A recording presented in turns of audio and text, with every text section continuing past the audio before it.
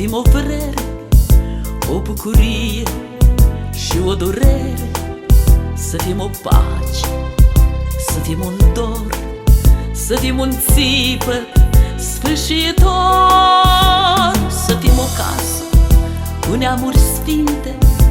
să fim un cântec fără cuvinte, să fim o vrere, să fim o soartă, să nu ne temem de nicio hoardă. Uniți-vă, oameni,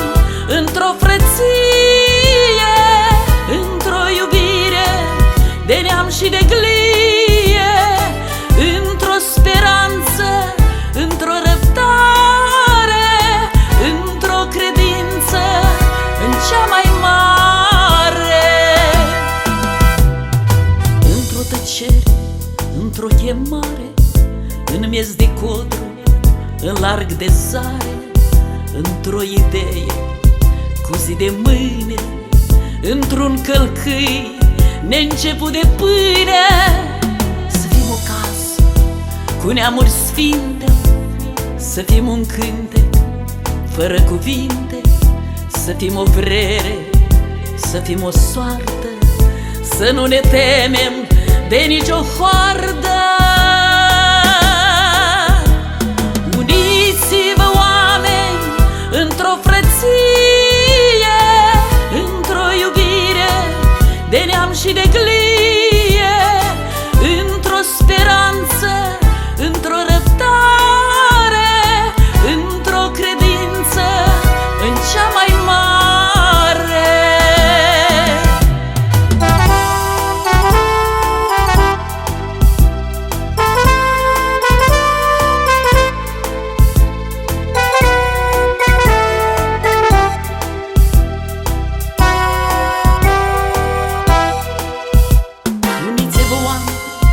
Într-un blestem de care dușmanii toți azi se tem, și numai atunci de ne-om uni, numai atunci vom birui. Să fim o casă